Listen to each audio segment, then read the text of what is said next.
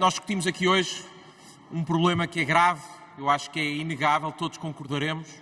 Podemos divergir nas soluções, mas concordaremos no diagnóstico que enfrentamos um problema com a habitação. Aliás, todos nós, ou alguns de nós, os que estão a tentar encontrar local em Lisboa, enfrentamos esse mesmo problema, sendo que, imagine-se agora jovens que estão agora a entrar no mercado de trabalho e recebem uma fração do nosso salário, se nós temos dificuldade, a dificuldade que estes jovens terão a encontrar um arrendamento, um local para onde viver.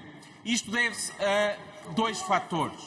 Do lado da procura, houve um aumento considerável da procura devido ao turismo, devido à imigração, devido até à mudança no perfil das famílias e, por outro lado, do lado da oferta, houve uma contração significativa.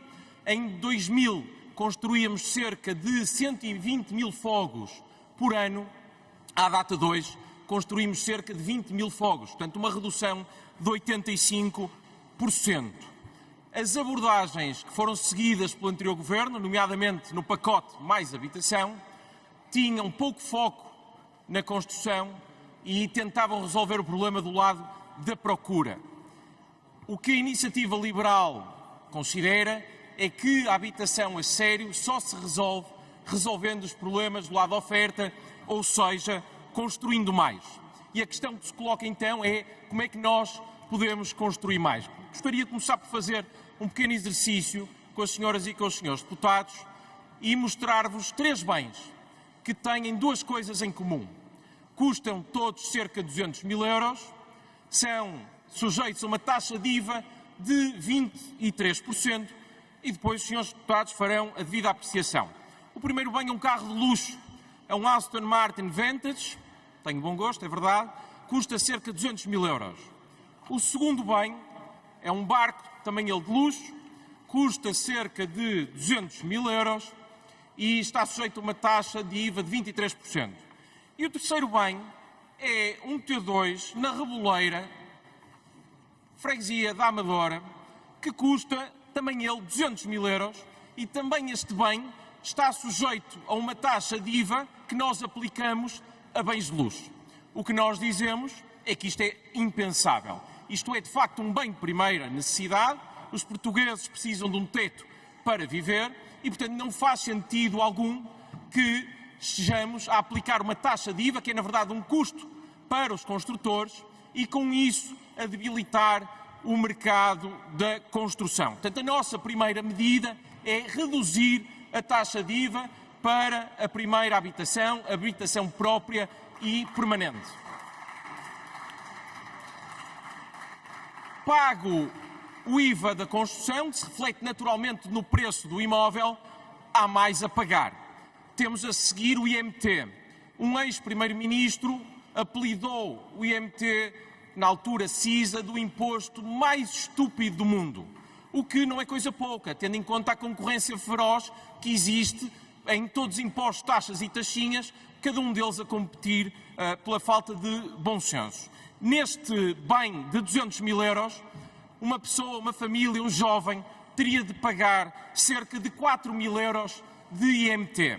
Aqui acresce ainda mais 1.600 euros de imposto de selo. Portanto, no total, acrescem aos 200 mil euros cerca de 5.600 euros de impostos. Esses 5.600 euros, naturalmente, têm um impacto no mercado da habitação, reduzem a liquidez, tornam mais difícil a aquisição de habitação própria e também por isso a Iniciativa Liberal propôs a extinção do imposto mais estúpido do mundo, o imposto sobre os móveis, o IMT. Depois, pago o IMT, durante o ciclo de vida do imóvel, há que pagar mais um imposto, neste caso, o IMI. Aqui a nossa posição é simples. Nós achamos que o poder local, as autarquias, devem poder ter autonomia para definir se os imóveis sítios naquele local devem estar ou não sujeitos a IMI. E, portanto, a nossa proposta é que as autarquias tenham autonomia para poder reduzir o limiar mínimo do IMI para 0%, se assim entenderem. Isto não é naturalmente vinculativo, o ónus fica do lado das autarquias, é um instrumento de gestão camarária, de gestão das finanças locais, que deverá ser entregue às autarquias. Depois, quando temos senhorios que querem arrendar os seus imóveis, eles estão neste momento sujeitos a uma tributação autónoma, houve uma pequena redução para 25%, ainda assim leva quase 1/3 da receita do arrendamento. Uma vez mais, isto é um obstáculo ao mercado de arrendamento, que já conta com muitos. Temos, aliás, o congelamento das rendas, que data da Primeira República e persiste até aos dias de hoje, e, portanto, também isto é aqui um entrave a um mercado de arrendamento que funcione melhor. E, portanto, a nossa proposta é que toda a construção que sirva para arrendamento, e, portanto, tenha esse fito, tenha esse objetivo claro, o arrendamento ser colocado no mercado, esteja sujeito a uma taxa reduzida de 14,5%. E, finalmente, temos de facto de colocar no mercado os muitos imóveis que já existem. Imóveis do Estado, imóveis que o próprio Estado desconhece que existam. Aliás, seria interessante perceber se o Partido Socialista, durante os seus 8 anos de governo, já foi capaz de inventariar todos os imóveis que o Estado detém. Esses imóveis podem e devem ser colocados ao serviço dos portugueses e, portanto, entrar no mercado de arrendamento, e a Iniciativa Liberal apresentou uma proposta nesse sentido, mas também os imóveis, naturalmente, do setor privado. E para que isto seja possível, nós temos de criar aqui um clima de confiança. E um clima de confiança não passa por ameaçar os portugueses, por ameaçar os senhorios de que haverá arrendamentos coercivos. Não passa por ameaçar, numa atitude persecutória, os proprietários de alojamento local, perseguindo-os com impostos e com contribuições extraordinárias, por forma a que eles desistam, deitem a toalha ao chão e digam: rendo-me, o Estado ganhou, vou desistir da minha atividade, eles conseguiram o que queriam. Isto é inaceitável num Estado de Direito e nós não podemos permitir, nós não permitiremos que isso aconteça e, portanto, a nossa posição, o nosso projeto de recomendação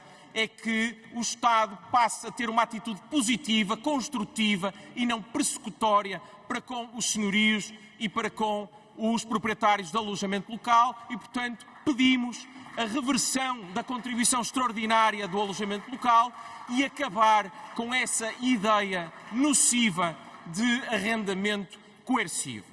Para somar ao agravo, temos hoje, vão ser discutidas hoje nesta Câmara, propostas no sentido de tentar fixar rendas ou então proibir a venda de imóveis a estrangeiros. No caso do PCP, essa sugestão é congelar as rendas, ou seja, tornar ainda mais imóvel o mercado imobiliário, porque naturalmente isso é um desincentivo aos senhorios a colocarem o imóvel no mercado de arrendamento, e mais grave do que isso, é colocar os senhorios a substituírem-se ao papel e ao Estado Social e a fazerem de Santa Casa da Misericórdia. E isso é inaceitável.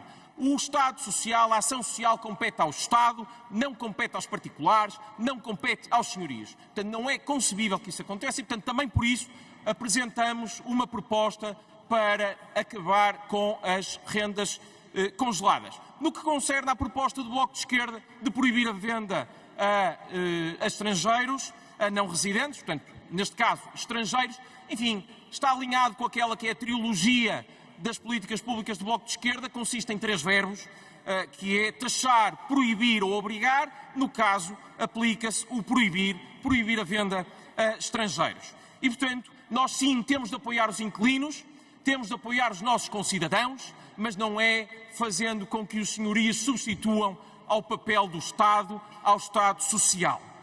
E, portanto, para finalizar, os problemas na habitação resolvem-se com cooperação, construindo e não destruindo, não minando a relação de confiança que um Estado de boa-fé deve ter com os cidadãos. E, portanto, não podemos usar o problema da habitação para tentar perseguir, seja turistas, sejam imigrantes, pobres ou ricos, senhorios ou inquilinos. Nós resolvemos o problema da habitação construindo, e é nisso que nós hoje aqui apresentaremos as nossas propostas no sentido de construir, e é com a construção que resolveremos o problema da habitação. Muito obrigado.